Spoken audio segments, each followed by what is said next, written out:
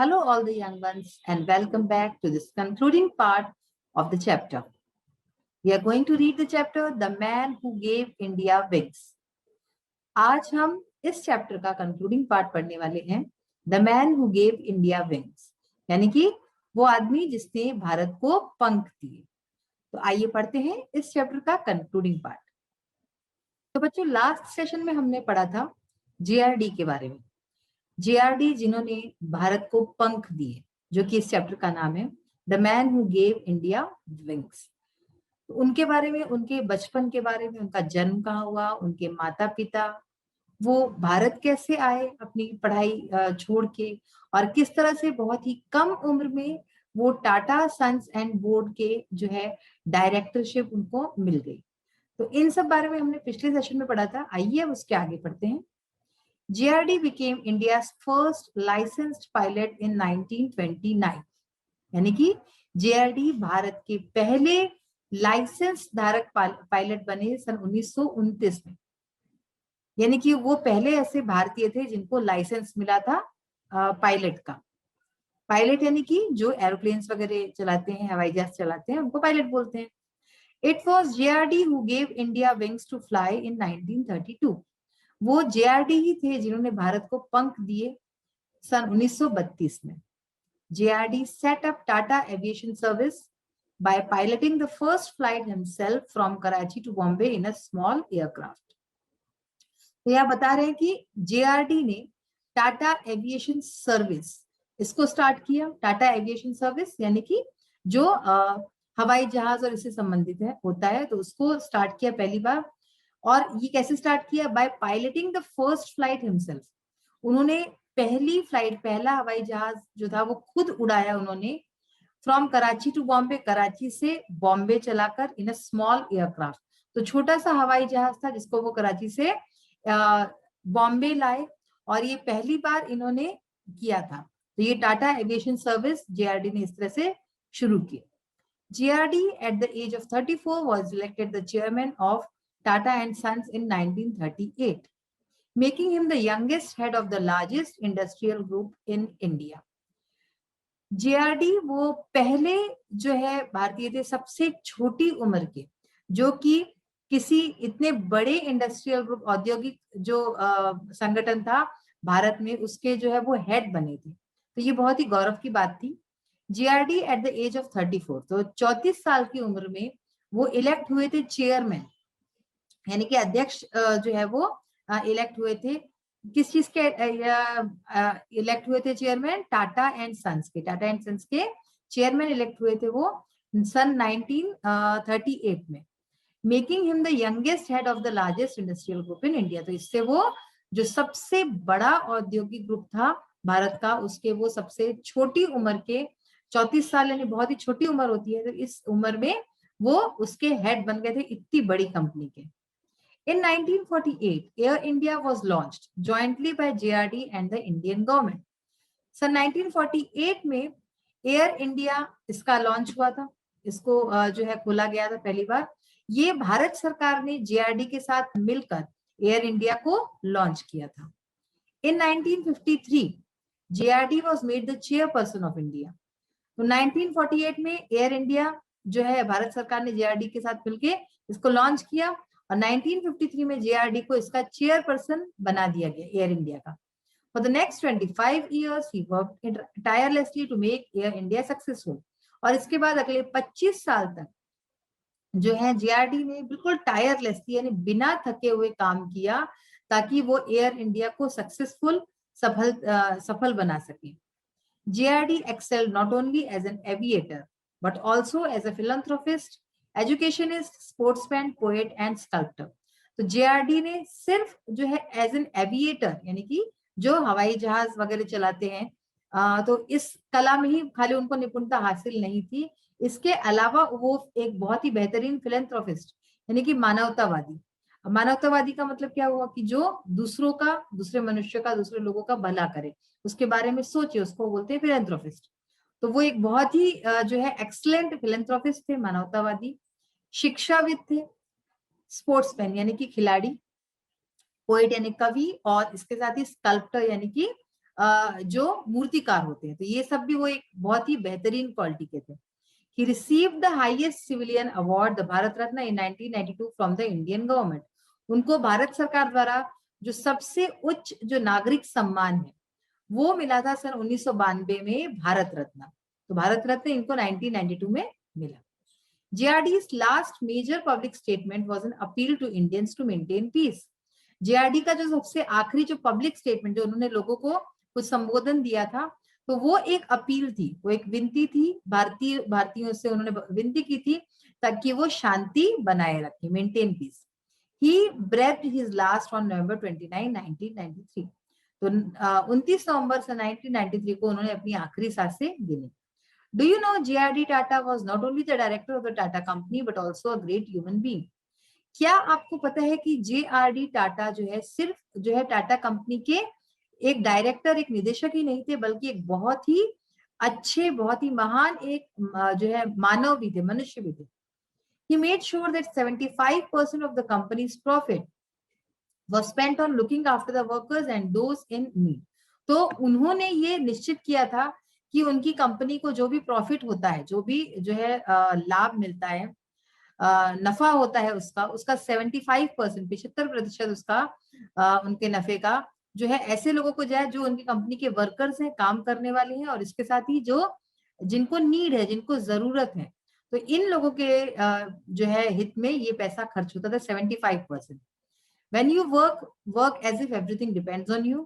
When you pray as if everything depends on God. तो इसका मतलब क्या है कि जब आप काम कर रहे हो तो इस तरह से काम करो कि सब कुछ आप पे ही डिपेंड है, यानी कि आप पूरे जो है जोशो खरोश से और मन लगा के काम करो। और ऐसे ही जब आप प्रे कर रहे हो, यानी कि प्रार्थना कर रहे हो, तो इतने मन से प्रार्थना करो कि जैसे कि सब कुछ भगवान पे ही डिपेंड करता है, आप किसी चीज के मालिक नहीं है। तो ये बहुत ही गूढ़ बात है कि हम जो भी करें वो बहुत ही मन लगा के और इस तरह से अच्छी तरह से करें। तो ये थी JRD टाटा की कहानी, बहुत ही मोटिवेशनल कहानी थी। Now look at the new words. कुछ नए शब्द जो हमने इस चैप्टर में सीखे हैं, कौन से हैं? एंसेस्टर यानी पूर्वज, रिक्रूटेड यानी भर्ती किया, हायर यानी उत्तराधिकारी, टायरलेसली बिना थके, एक्सेल्ड बहुत अच्छा किया, फिलैंथ्रोपिस्ट यानी मानवतावादी, एजुकेशनिस्ट शिक्षाविद, स्कल्प्टर यानी मूर्तिकार। तो इस तरह से ये कुछ नए शब्द थे जिनके हमने अर्थ समझे। आइए बच्चों और आगे हम देखते हैं। देखिए ये जो एक्सरसाइज थी हमने अपने लास्ट सेशन में की है, इसमें हर जो क्वेश्चन है उसके 3 ऑप्शंस दिए हुए हैं।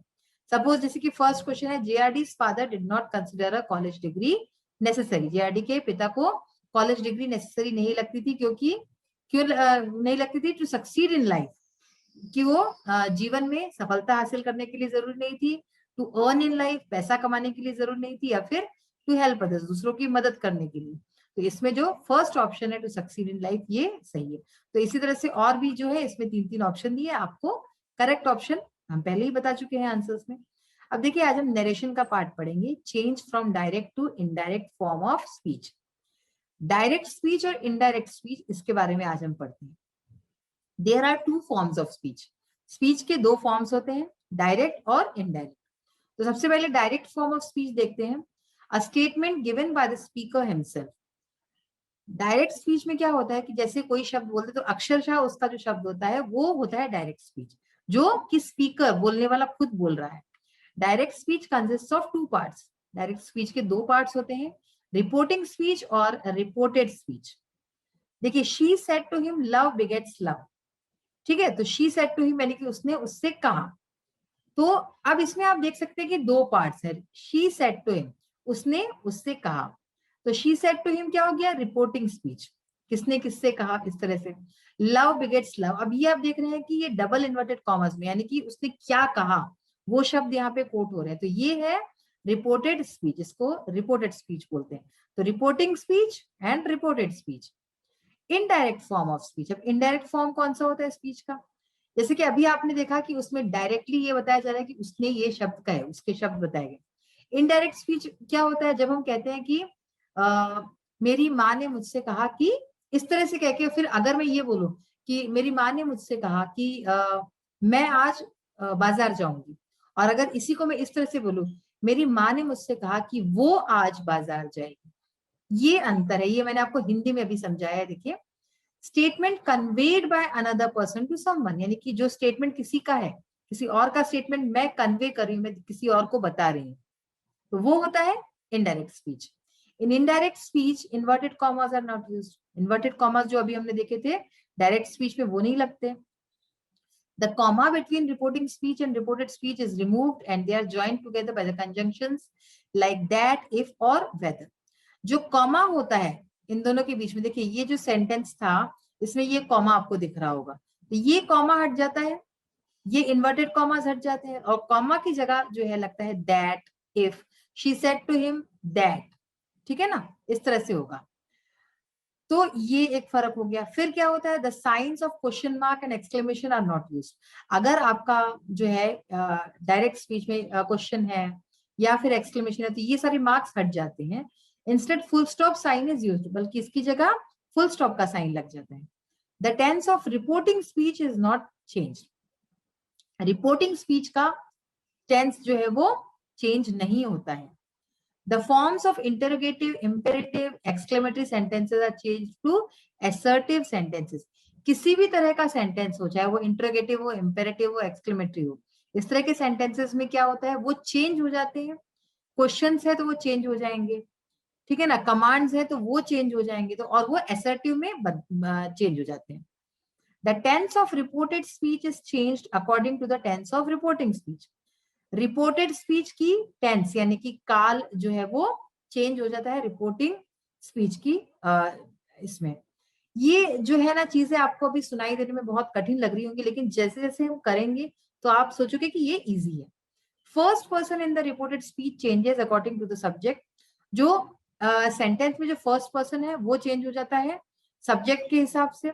Second person according to the object, second person object के हिसाब से, और जो है इस तरह से चेंज हो जाता है। For third person there is no change, और थर्ड पर्सन में कोई चेंज नहीं होता है। देखिए एग्जांपल है यहाँ पे, he said I have one, direct speech है ये, ठीक है ना, तो he said I have one, उसने कहा मैं जीत गया।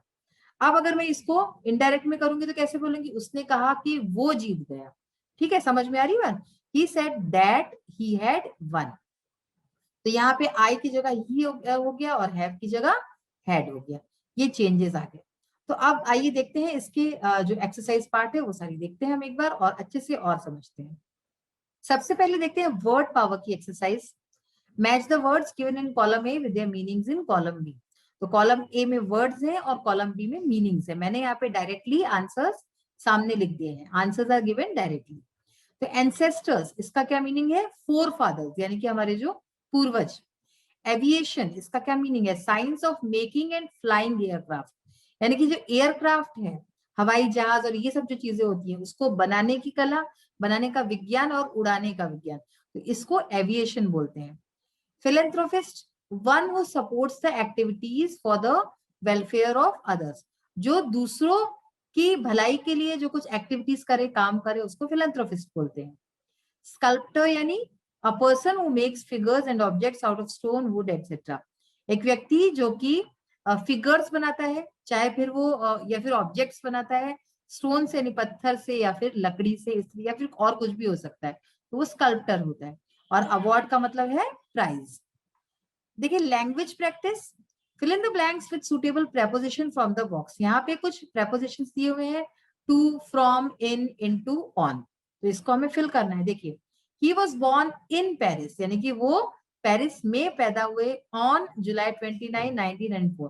तो जब भी कोई डेट वगैरह होती है तो हम ऑन लिखते हैं। पेरिस में पैदा हुए इस तारीख को। He was recruited into the French army, उनको फ्रेंच आर्मी में रिक्रूट किया गया यानी कि शामिल किया गया। He was sent to England, उनको इंग्लैंड भेजा गया। he received the Bharat Ratna award in 1992। 1992 में उनको मिला Bharat Ratna award from the Indian government, Indian government के द्वारा। तो इस तरह से ये सारे आप देख सकते हैं अंडरलाइन सारे जो है प्रेपोजिशंस हैं। अब देखिए अभी जो हम डायरेक्ट इनडायरेक्ट स्पीच की बात कर रहे थे उसको देखते हैं। Madhu said I am very busy now, Madhu ने कहा कि मैं अभी बहुत बिजी हूँ। तो अब इसमें क्या क्या चेंजेस आते हैं देखते हैं। मधु सेड दैट, तो कॉमा इन्वर्टेड कॉमा हट गया, इसकी जगह दैट आ गया, मधु सेड दैट। अब आई की जगह आ जाएगा शी, क्योंकि ये कौन बोल रहा है, मधु बोल रही है, तो हम उसका जो आई की जगह शी आ जाएगा, दैट शी फिर एम की जगह आ जाएगा वॉज। सेड कह रहे ना, मधु सेड दैट, उसने कहा, Madhu said that she was very busy. अब नाउ की जगह देन, वो तब बिजी थी, तो वो तब बहुत बिजी थी, तो हम जब नाउ होता है तो वो देन में बदल जाता है। He said I go to school every day. उसने कहा कि मैं स्कूल रोज जाता हूँ। उसने कहा कि वो स्कूल रोज जाता है। ठीक है, तो ही सेड दैट, देखिए कॉमा इन्वर्टेड कॉमा से हट गया, दैट लग गया, आई की जगह ही आ गया। अगर यहाँ पे ही की जगह सपोज किसी का नाम लिखा होता, सपोज मोहन, श्याम, ऐसा कुछ भी कोई नाम लिखा होता, या फिर सपोज द टीचर लिखा होता ना, टीचर नहीं मतलब कि कोई अगर हमें जिससे पता चलता है कि वो मेल है, तो वहां तो इसलिए फिर वहां पे ही आता। तो he said that he goes, ठीक है ना, गो है तो goes, he goes to school every day. अब यहाँ पे गोज आया है क्योंकि वो रोज जाता है ना, तो इसलिए goes, he goes to school every day. फिर देखिए Ram said Anand is a good boy. ठीक है, राम ने कहा आनंद एक अच्छा लड़का है। तो यहाँ पे कुछ ज्यादा फर्क नहीं होगा, खाली टेंस का फर्क होगा। राम सेड दैट आनंद, अब इसकी जगह सिर्फ वॉज हो जाएगा, Anand was a good boy. The girl said I like singing. तो गर्ल ने कहा, लड़की ने कहा कि मुझे सिंगिंग पसंद है। The girl said that she liked, अब यहाँ पे लाइक्ड हो जाएगा, आई क्यों आया, क्योंकि गर्ल है, शी लाइक्ड सिंगिंग। तो इस तरह से ये जो सेंटेंसेस होते हैं ये चेंज होते हैं। अब एक्टिविटी है एक छोटी सी, find out the names of some great industrialists of India. Bharat के कुछ महान जो बहुत ही बड़े औद्योगिक जो है इंडस्ट्रियलिस्ट हैं उनके नाम लिखने हैं। Also mention the field in which they have contributed, और इसके साथ ये भी बताना है कि किस क्षेत्र में उन्होंने कंट्रीब्यूशन योगदान दिया। सुनील भारती मित्तल टेलीकॉम इंडस्ट्री में है, जगदीश चंद्र महिंद्रा ऑटोमोबाइल्स में है, और Shiv Nadar computers and IT में। ये कुछ बहुत ही जाने माने लोग हैं, आप इनके ऊपर गूगल करके सर्च भी कर सकते हैं। तो बच्चों आज हमने कई सारी बातें सीखी, जेआरडी के लाइफ के बारे में देखा कि वो कितना उन्होंने कितना कुछ अपनी लाइफ में किया है बेहतरीन।